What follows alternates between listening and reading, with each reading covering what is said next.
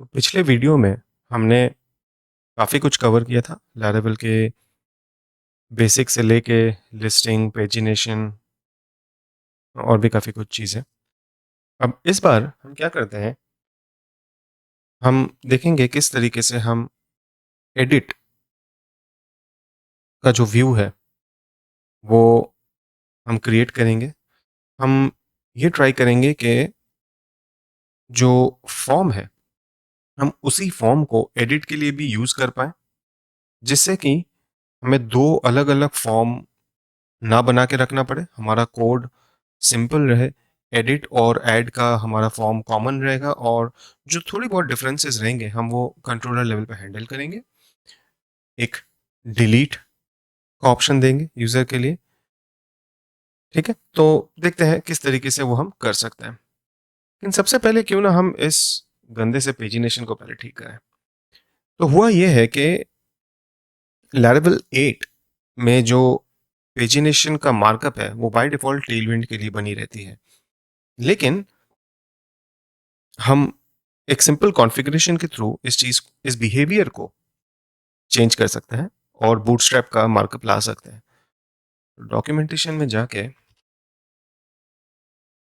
हम पेजिनेशन देखेंगे तो यूजिंग बूटस्ट्रैप, ये देखिए customising the pagination view using bootstrap.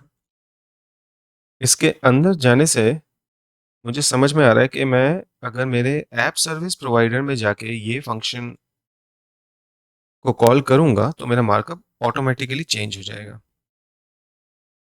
करते हैं। ये मेरा ऐप सर्विस प्रोवाइडर है, इसमें कॉपी कर लेता हूँ। इल्यूमिनेट पेजिनेशन पेजिनेटर, ये हमने इधर पे इंपोर्ट कर लिया और अगर अभी मैं पेज रिफ्रेश करूं ये मेरा बूटस्ट्रैप का पेजिनेटर आ गया। तो अब चलिए देखते हैं किस तरीके से हम फॉर्म को यूज़ करके व्यू बना सकते हैं। मेरे पास एक्सपेंस कंट्रोलर का इंडेक्स है, ऐड है, ऐड में हम ये फॉर्म यूज़ कर रहे हैं और ये रहा मेरा फॉर्म। अब मुझे ऐसा लग रहा है कि मुझे इसे एक अलग ब्लेड फाइल में रख लेना चाहिए, जाते कि मैं इसको रीयूज़ कर पाऊँ। ठीक है, देखते हैं। और हमें एक व्यू का राउट चाहिए रहेगा। सबसे पहले राउट बना लेते हैं, चलिए। हम्म, तो ये मैंने एक नया राउट बनाया जो कि एक गेट राउट है, लेकिन इसमें एक नई चीज़ हमें देखने मिल रही है। ये ब्रैकेट के अंदर जो आईडी है, इससे मैं लैरावेल को बता रहा हूँ कि ये एक डायनामिक पार्ट है इस यूआरएल का और इस पार्ट में जो भी आएगा वो कंट्रोलर के इस फंक्शन को बाय डिफ़ॉल्ट मिलेगा। ठीक है? तो जैसे कि मैं यहाँ पे $id करता हूँ, ये व्यू है। सबसे पहले तो देखिए किस तरीके से लिंकिंग कर सकते हैं। मेरे पास एक ए टैग है जिसमें मैं ये लिंक करूँगा, ठीक है? और एक्चुअली मैं अभी अगर इस चीज़ को सेव करूँगा तो मुझे एक एरर आएगा, ठीक है? So missing required parameter for route expense view में। ये क्यों आ रहा है?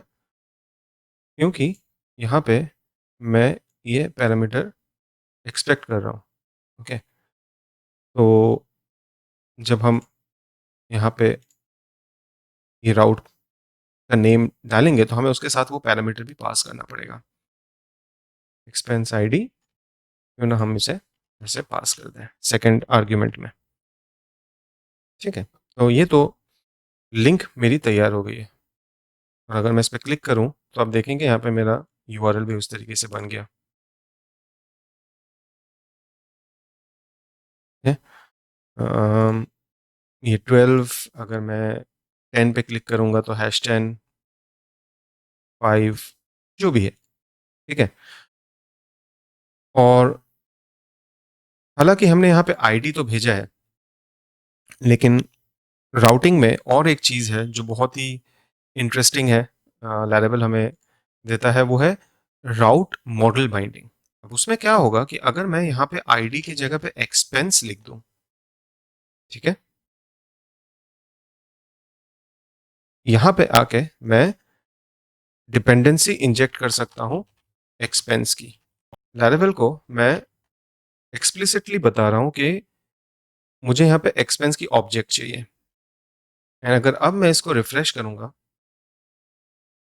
तो देखिए मुझे पूरा ऑब्जेक्ट मिल गया। तो बेसिकली क्या हुआ, हमने राउट लेवल पे इंस्टेड ऑफ आईडी हमने ये नेम डाल दिया। ओके, मैं यहाँ पे कोई दूसरी वैल्यू भी डाल सकता हूँ। फॉर एग्जांपल मैं चाहूँ तो यहाँ पे डिस्क्रिप्शन भी डाल सकता हूँ, हालांकि वो सही नहीं होगा, बट अगर मैं डायरेक्ट एक्सपेंस मॉडल का नाम डालूं तो वो आईडी के साथ मैप करता है। अगर हमारे पास कोई ऐसी दूसरी फील्ड होती जो कि इतनी यूनिक है कि मैं अम, उससे कॉल कर पाता, तो डेफिनेटली मैं आपको दिखाता, बट हो जाएगा। सो बेसिकली होता ये है कि जब भी हम इस तरीके से बाइंडिंग करते हैं मॉडल की, अब इसका डिफ़ॉल्ट की आईडी है, तो ये कंट्रोलर लेवल पे जाके क्या करेगा कि जो भी पैरामीटर आ रहा है, जैसे कि ये 12, तो वो क्वेरी, एलोक्वेंट क्वेरी जो है वो बन जाती है, find the expense where ID is equal to 12। Okay, and इस तरीके से हमें पूरा मॉडल मिल जाता है ना? तो देखें इसको किस तरीके से हम इस्तेमाल कर सकते हैं। अब पेज के लिए मैं एक नया राउट ब्लेड फाइल बना दूंगा। जो ऐड का मार्कअप है, क्यों ना इसको हम उठा के यहाँ पे डाल दें। ठीक है, और इसमें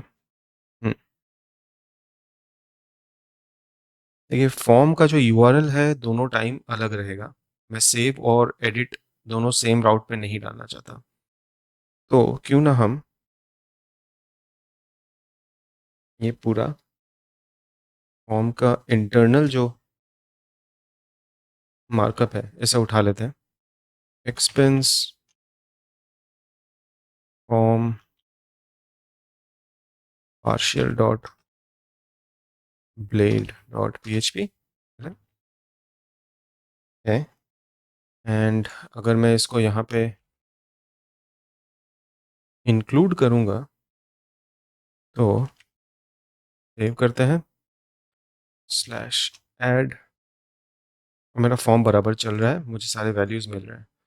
तो ये जो पार्शियल है, इसको आप देखिए, सारे वैल्यूज़, एक्सपेंसेस, पेमेंट मेथड्स, ये सारे सारे वैल्यूज़ मिलने लगे, क्योंकि हम जो ऐड का पेज है वहाँ पे ये वैल्यूज़ पास कर रहे हैं, यानी कि इस व्यू को ये वेरिएबल्स मिल रहे हैं।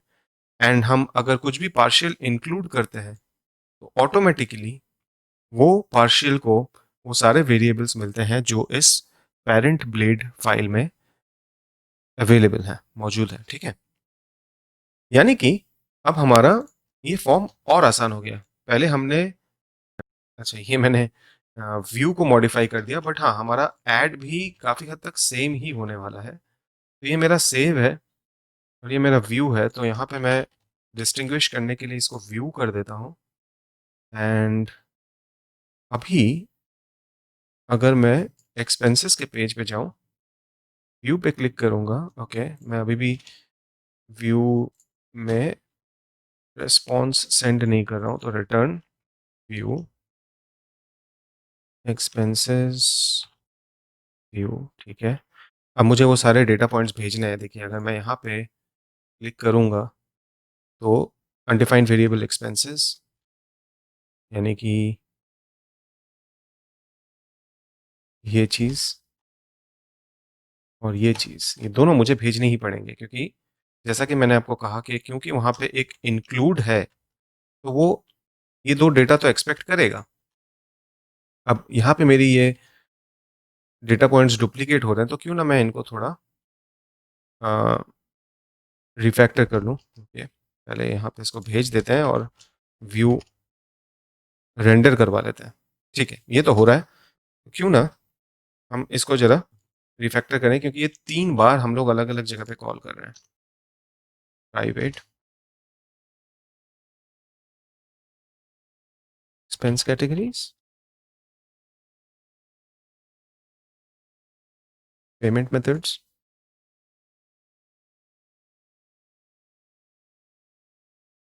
कंस्ट्रक्टर। ठीक है।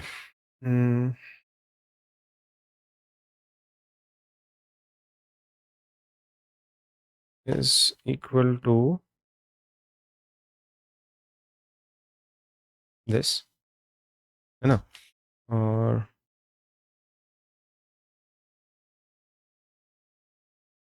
वैसे काफ़ी जगह पे ये कॉन्फ़िग में एक बैकस्लैश डालते हैं, कुछ-कुछ लोग नहीं डालते हैं।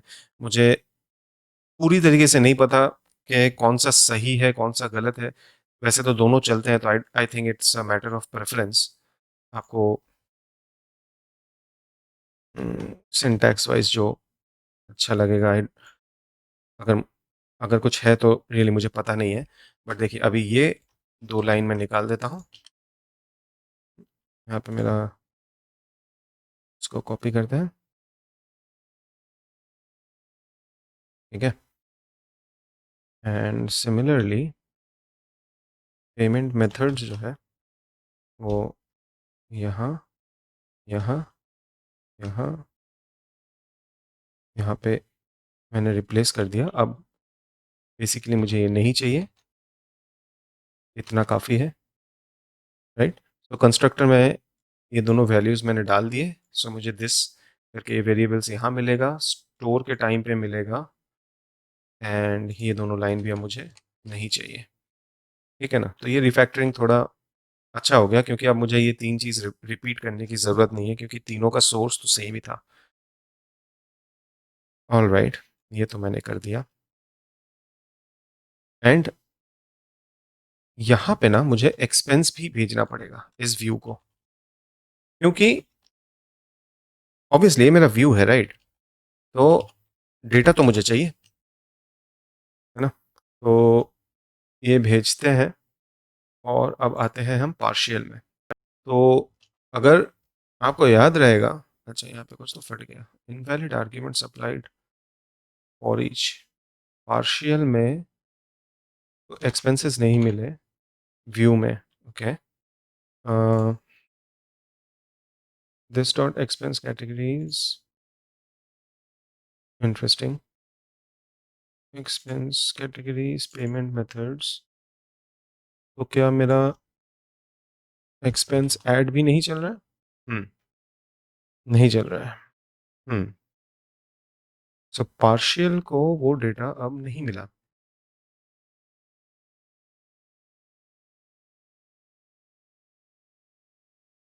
जो कि थोड़ा अजीब है। Let's see. तो अभी हम कौन से पेज में, ऐड, राइट? सो ऐड में आते हैं और देखते हैं ये डेटा क्या मिल रहा है यहाँ पे। Is this empty? Right, this is empty because, क्या इसके वजह से ब्रेक हो गया? नहीं। So construct, think, yes, okay, typo. वही मैं सोचूं, इसके वजह से कभी कोड फटता तो नहीं था, पहले कभी नहीं फटा। तो अगर मैं रिफ्रेश अब करूंगा, मुझे ये डेटा मिल रहा है, ये सही है। एक्सपेंसेस, यहाँ से व्यू। ठीक है, तो मेरे दोनों फॉर्म्स जिस तरीके से रन होने चाहिए हो रहे हैं। हम्म, हाँ, कभी निकाल देता हूँ। हाँ, तो जैसा मैं बोल रहा था, पार्शियल के अंदर जाके मैं डिस्क्रिप्शन में ना एक्सपेंस डिस्क्रिप्शन ये डाल सकता हूँ। नहीं आया क्या? ओ सॉरी, एरर्स में कहाँ डाल रहा हूँ मैं? ओल्ड जो है उसमें सेकंड पैरामीटर में मैं ये वैल्यू डाल सकता हूँ, राइट? जिससे मेरा ये डिस्क्रिप्शन यहाँ पे आ जाएगा। मुझे डेट का थोड़ा देखना पड़ेगा, बट बाकी के जो वेरिएबल्स हैं, अच्छा अभी इसमें भी हम लोगों को करना पड़ेगा। तो पहले तो मैं अमाउंट को ये कर लेता हूँ, सेट कर देता हूँ यहाँ पे कैटेगरी। अब 12th वाले का कैटेगरी क्या है, देखें। 12th वाला है हाउस होल्ड। इसको करके फ़ायदा नहीं है, क्यों ना हम 8th वाले को लेते हैं, फूड। यहाँ पे मुझे चाहिए कि फूड ऑटो सिलेक्टेड रहे, तो मेरा डिस्क्रिप्शन आ गया, ओके, अमाउंट आ गया। अब हाउस होल्ड की जगह पे मुझे वो ऑटो सिलेक्टेड चाहिए, राइट? तो यहाँ पे हम एक कंडीशन डाल सकते हैं फॉर ईच में, ये तो है एक्सपेंस, डायरेक्ट यहाँ पे वैल्यू दे रहा हूँ ना, हाँ। तो अगर मेरा यहाँ पे जो कैटेगरी है that is equal to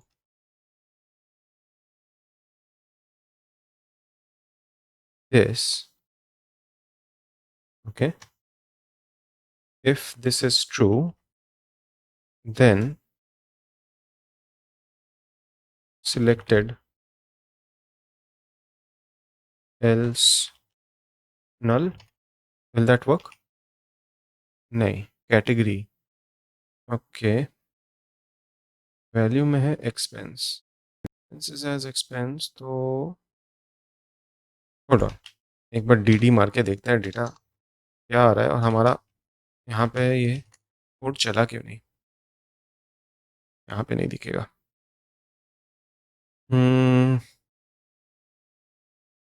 view में ये थोड़ा मुश्किल हो जाता है। डंप चलेगा क्या?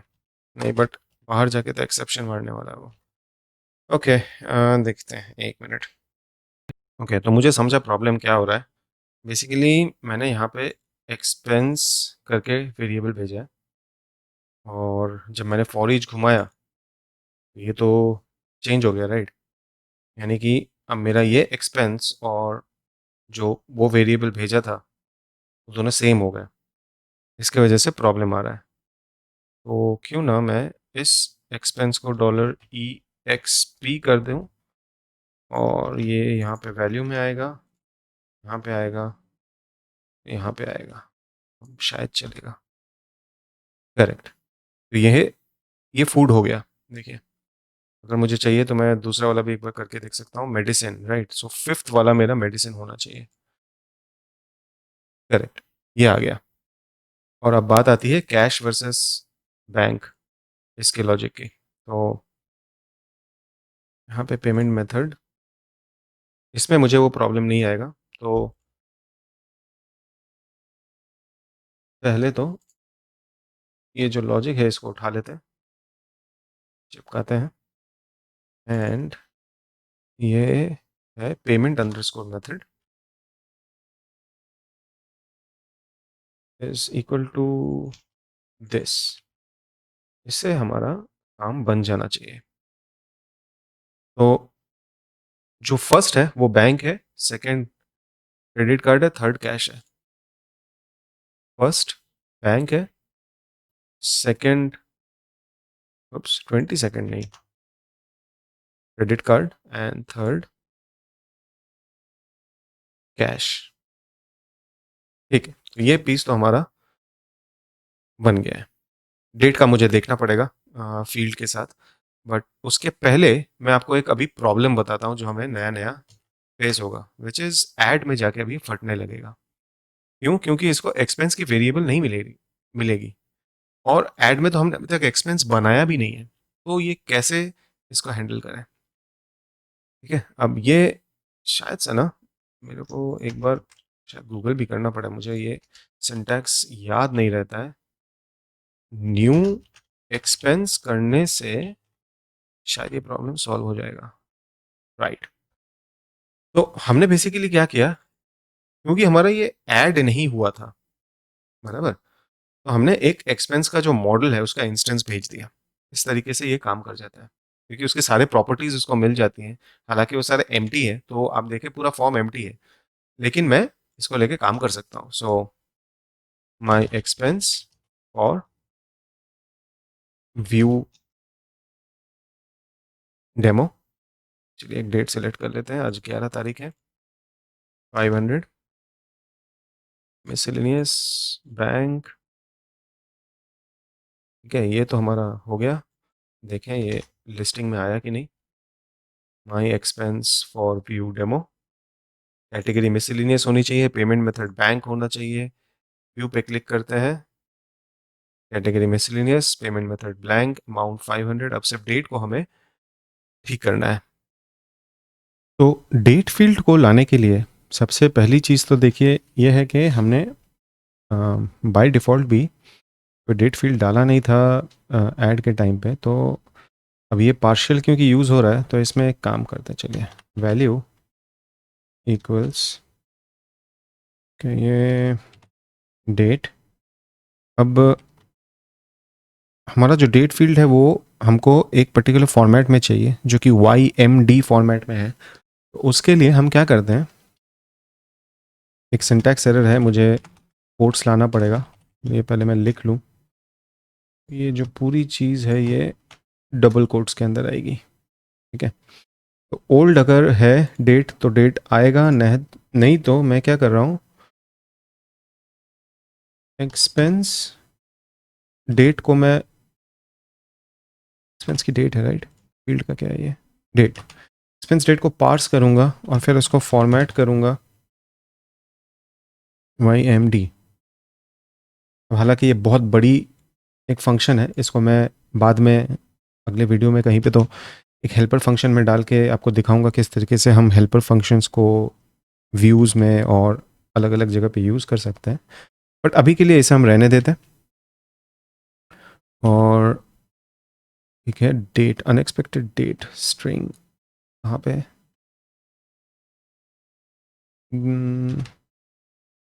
ओल्ड डेट, सिर्फ इसी की वजह से ब्रेक हो रहा है।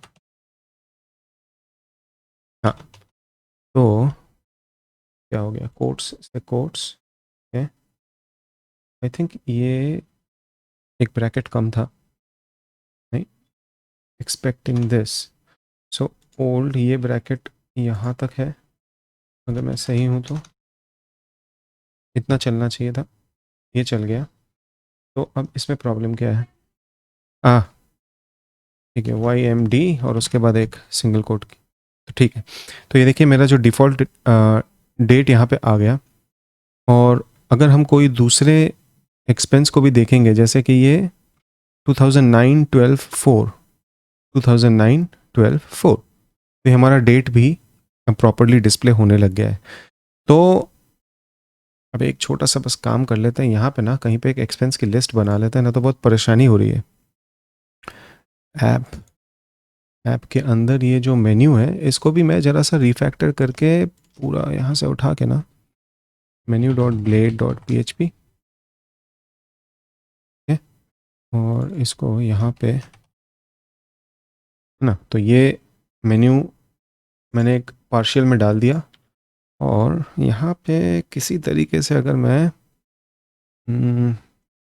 ऑथेंटिकेशन लिंक्स, ठीक है, अगर गेस्ट है तो ये ओके, यानी कि अगर मेरे को कोई ऐसे लिंक मेन मेन्यू में चाहिए जो सिर्फ गेस्ट के लिए रहेंगे, एल्स,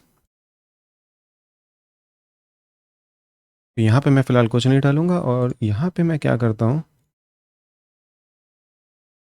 राउट एक्सपेंस लिस्ट,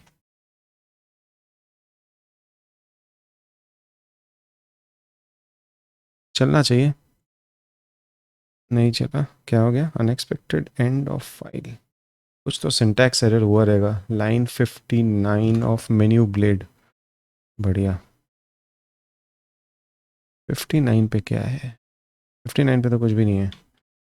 तो @guest and guest, I think इस तरीके से चलता है वो। हाँ, तो ये मेन्यू लिंक आ गया। एक्सपेंसेस पे मैं क्लिक करता हूँ तो मेरी लिस्टिंग पेज आ जाती है, मैं यहाँ से व्यू पे जा सकता हूँ, है ना, वहाँ पे बाद में एक ऐड का बटन भी डाल देंगे कहीं पे। तो तो ये हमारा टेबल काम ये हो जाएगा।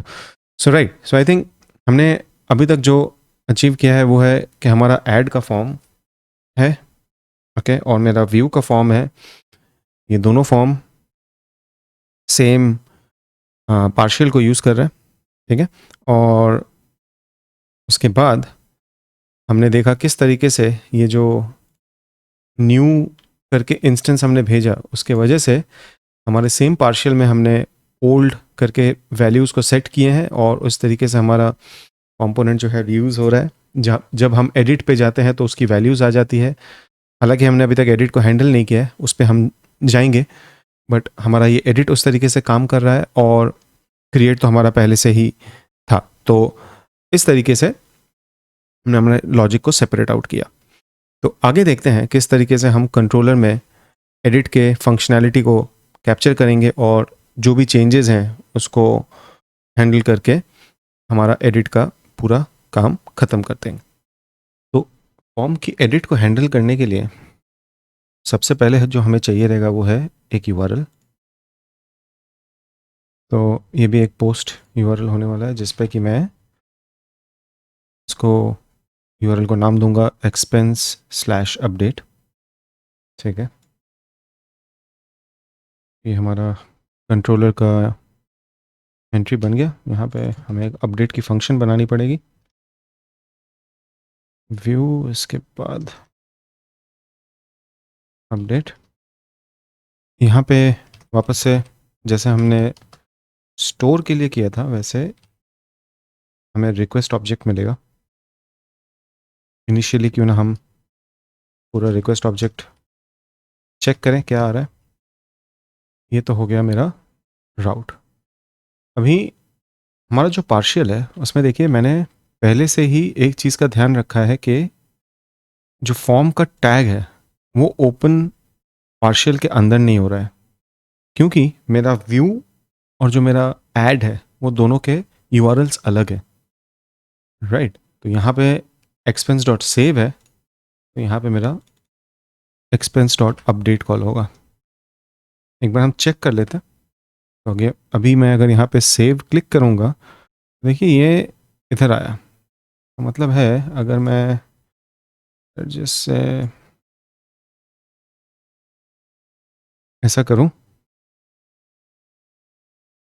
पेज को रिफ्रेश करते हैं, सेव करते हैं, देखिए पाथ एडिट, बेसिकली मुझे समझ में आ गया कि मेरा नया कंट्रोलर कॉल हो रहा है। और अगर मैं यहाँ पे स्लैश ऐड कॉल करूँ, मेरी वैलिडेशंस चल रही हैं, सेव, तो ये फॉर्म पे रिडायरेक्ट हुआ और मेरा एंट्री आया, जिसका मतलब है कि वो एक्चुअली स्टोर के फंक्शन पे गया था, ठीक है। तो अभी बात आती है कि हम एडिट को कैसे हैंडल करें। पहला चीज़ तो ये है कि हमें वापस से वैलिडेशंस की तो ज़रूरत पड़ेगी, और मैं इस वैलिडेशन को रिपीट नहीं करना चाहूँगा।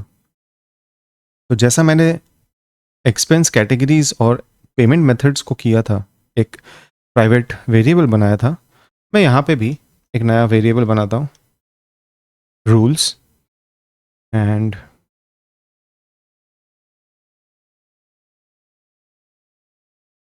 रूल्स एक एरे होगा, जिसमें कंस्ट्रक्टर में मैं क्या करूँगा, ये डाल दूँगा, okay.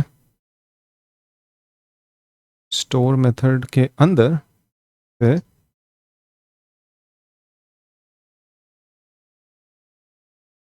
This dot rules, just confirm कर लेते हैं कि हमारी वैलिडेशंस सब बराबर है,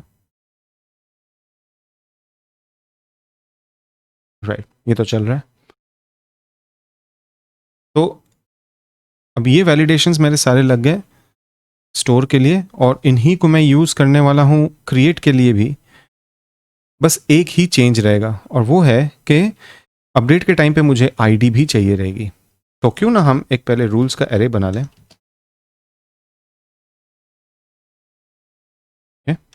एंड आईडी रिक्वायर्ड है, एग्जिस्ट्स,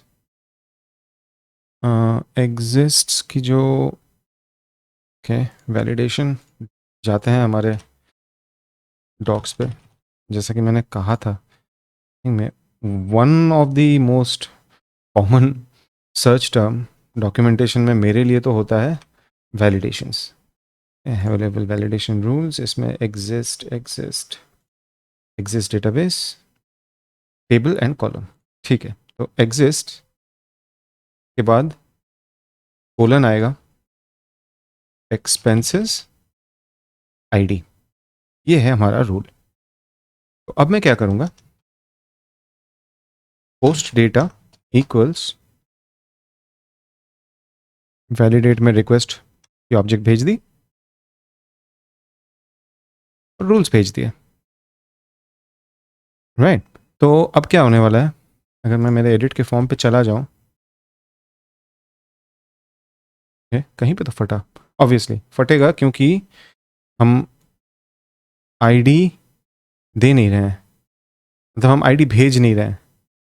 तो और वो यहाँ पे नहीं है, तो हम एक हिडन फील्ड बनाते हैं।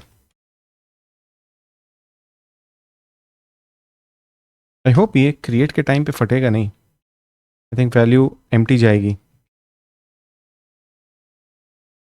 देखते हैं। इसको रिफ्रेश किया, सोर्स कोड में जाते हैं और पहले तो देखते हैं मेरा फॉर्म टैग किधर है। ओके, आईडी वैल्यू 14, ये केस में तो ये ठीक से चल रहा है, और ऐड फॉर्म रेंडर हो रहा है, और यहाँ पे क्या हुआ रहेगा, वैल्यू इज एम्प्टी, फाइन। तो आई थिंक प्रॉब्लम कुछ भी नहीं है। मैं जाता हूँ और यहाँ पे देखो रिक्वेस्ट आने लग गया है। स्टोर में हमें प्रॉब्लम इसलिए नहीं आई क्योंकि स्टोर का जो रूल है वो डायरेक्टली यहाँ से आ रहा है, जिसमें आईडी है नहीं, करेक्ट। और हमने क्या किया, हमने सिर्फ जो अपडेट है उसको ओवरराइड किया। तो हमने ये रूल्स की एरे ले ली और उसके अंदर हमने इसको डाल दिया। मैं चाहूँ तो एक्चुअली क्यों एक नया वेरिएबल लेना है, मैं इसको ऐसा ही कर देता हूँ ना। तो एक वेरिएबल की मेमोरी एक्स्ट्रा क्यों यूज़ करनी है, ये भी सही रहेगा मेरे हिसाब से। तो सेव एंड ये सही से चल रहा है। तो अब बात आती है कि ये सब चीज़ें सही है एंड ये हमने वैलिडेशंस कर लिया। अभी अपडेट अगर मुझे करना है तो आई थिंक अपडेट क्वेरी के अंदर मैं पूरा भेज सकता हूँ, expense where ID post data dot I D है। अब मुझे मालूम है यहाँ पे एक प्रॉब्लम आने वाला है। देखिए ऐसा है कि अपडेट स्टेटमेंट के अंदर, राइट, अगर मैं ऐसे अपडेट फंक्शन कॉल करता हूँ, मुझे चाहिए कि मैं ऐसा भेज दूँ और ये अपडेट हो जाएगा, लेकिन अब आईडी मुझे निकालनी भी है, बट यहाँ पे मुझे चाहिए। तो ये चीज़ के लिए मुझे एक टेम्परेरी वेरिएबल लगेगा जिसमें मैं ये आईडी स्टोर करूँगा और अनसेट करूँगा पोस्ट डेटा आईडी। और एक बार जब ये हो गया तो वापस से रिटर्न रिडायरेक्ट बैक, तो इससे हमारा यूज़र वापस से वहीं चला जाएगा। तो चेक करके देखते हैं, चलो। ऐड के बाद एक 1 डाला, डेटाबेस में जाते हैं, देखते हैं। यस, 1 तो हो रहा है। अगर मैं इसको खाली कर दूंगा तो ये वैलिडेशन की एरर देगा, क्योंकि हमारे वैलिडेशंस तो कॉमन है, राइट। और मैं यहाँ पे अगर वापस से कुछ डाल दिया और मैंने यहाँ से कुछ चेंज कर दिया, फूड जो कि मैंने क्रेडिट कार्ड से लिया, save, so food credit card. और जैसा कि आप देख सकते हैं हमने यहाँ पे अभी यूज़र आईडी जानबूझ के चेंज नहीं किया। मुझे ऐसा लगता है कि मैं एडिट में यूज़र आईडी चेंज नहीं करूँगा, जिसने बनाया है वही यूज़र आईडी रखेंगे. So that's currently the functionality. But overall, I think we have achieved the entire create, view, update और अब बाकी है सिर्फ delete. अच्छा, delete. अब देखिए delete के लिए ना एक चीज़ तो सिंपल सी चीज़, एक सिंपल तरीका तो है जो कि लेकिन थोड़ा रिस्की है, बट प्रॉब्लम नहीं, अभी के लिए मैं कर देता हूँ. बाद में हम इसको थोड़ा सिक्योर बनाएंगे. ये एक गेट यूआरएल है जिसमें कि डिलीट आएगा. एंड डिलीट में मुझे एक्सपेंस की मॉडल मिलेगी. अब यहाँ पे मैं क्या करूँगा, सबसे पहले तो चेक करूँगा if expense user underscore ID is not equal to auth ID, then let's just से फिलहाल के लिए पहले मैं देख लेता हूँ ये काम भी कर रहा है कि नहीं. You can not delete any other user entry. ठीक है, और अगर ऐसा नहीं है, अगर ये एक्सपेंस मेरा है तो मैं expense dot delete, I think function तो था जहाँ तक मुझे याद है. एंड इसके बाद मैं ऑब्वियसली रिडायरेक्ट बैक तो नहीं करूँगा, तो रिटर्न रिडायरेक्ट राउट एक्सपेंस लिस्ट.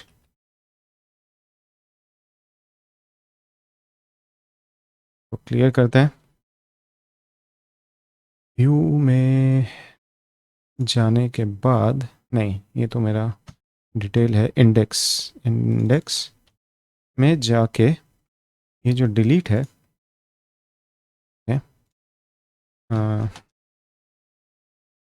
ये ए टैग हो गया.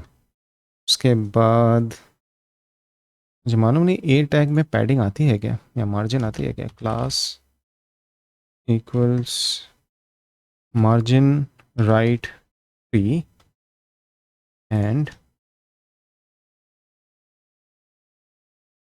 Expense delete. ठीक है, अब एक चीज़ जो मुझे समझ में आ रही है, ओके तो पैडिंग मार्जिन तो आ गया. एक चीज़ जो मुझे समझ में आ रही है वो ये है कि हमने इसमें कोई भी कंफर्मेशन नहीं डाला है. ओके, मतलब अगर मैं इसमें गलती से भी क्लिक कर दिया, construct must be of type int string given, कहाँ पे, हाँ आई सी, अबॉर्ट जो है उसमें 401 एंड देन दिस, तो कोड फेल हो गया. बट अब अनऑथराइज्ड आया. वाई? 11 यूज़र आईडी 2 का है. ठीक है, मेरे पास तो डेटाबेस है, चलिए चेंज करते हैं. डिलीट एंड वो चला गया.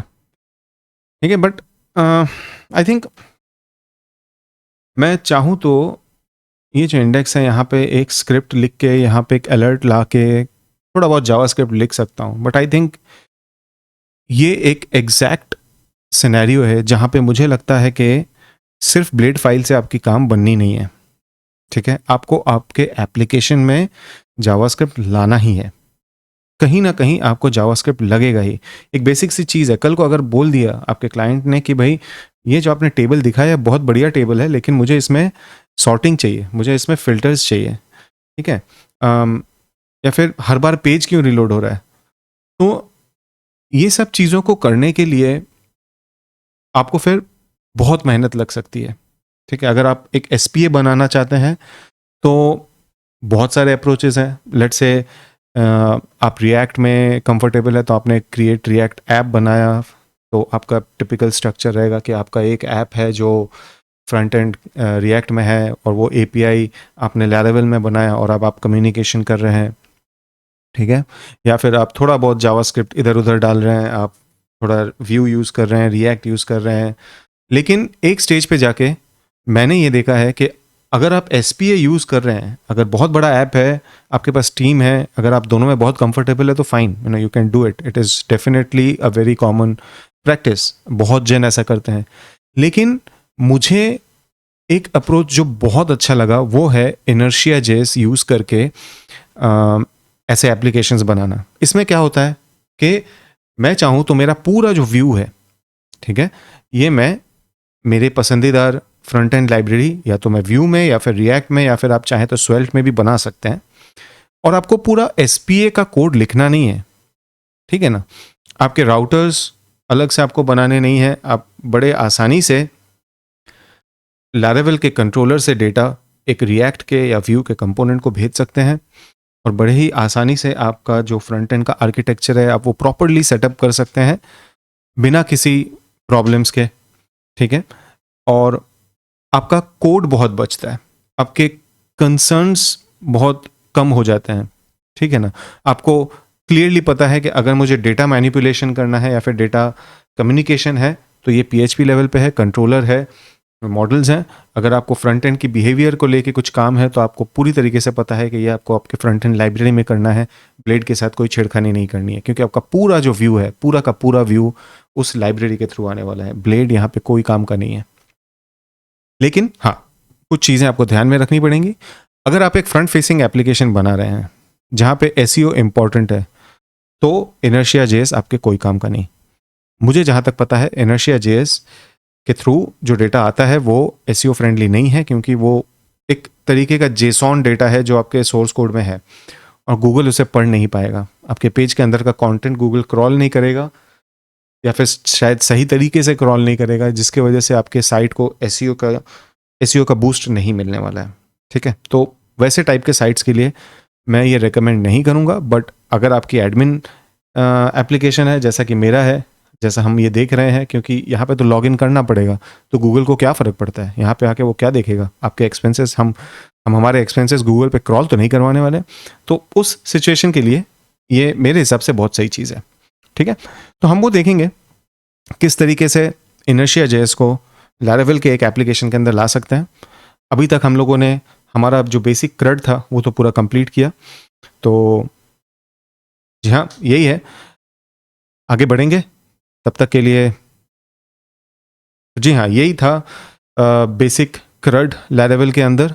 आगे लैरावेल के और भी काफ़ी सारी चीज़ें हैं जो हम देखने वाले हैं, बट पहले क्यों ना हम इनर्शिया का स्कैफोल्डिंग कर लें। हम इनर्शिया जेएस इंस्टॉल करेंगे, हम हमारा पूरा व्यू इस तरीके से सेटअप करेंगे कि हम रिएक्ट को यूज़ कर पाएँ और उसके साथ ही साथ मैं टाइपस्क्रिप्ट भी इंट्रोड्यूस करवाने वाला हूँ। आज के तारीख में अगर आप जावास्क्रिप्ट लिख रहे हैं, अगर आप रिएक्ट पे काम कर रहे हैं, तो यकीन मानिए टाइपस्क्रिप्ट आपके लिए एक बहुत बढ़िया टूल है। ये आपका डेवलपमेंट का टाइम बहुत हद तक बचा सकता है, ये आपकी डिबगिंग कैपेबिलिटीज़ एक्सपोनेंशियली इंक्रीज कर देगा, बहुत ज़्यादा आपको ईजी होगा डिबगिंग करने में। एंड आप अगर कोई दूसरा डेवलपर है जो आपके लिए कंपोनेंट्स बना के दे रहा है, ये सब टाइम पे टाइपस्क्रिप्ट आपको बहुत मदद करता है, क्योंकि आपको पता है क्या तरीके का डेटा आपको भेजना है, क्या तरीके का डेटा आपके कंपोनेंट में आने वाला है, और ये बाद में जाके कोड लिखने में बहुत हेल्प करता है।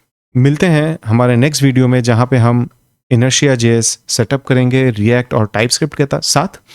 तब तक के लिए थैंक यू। अगर आपको ये वीडियो अच्छा लगा तो लाइक कीजिए, शेयर कीजिए और मेरे चैनल पे ज़रूर सब्सक्राइब कीजिए।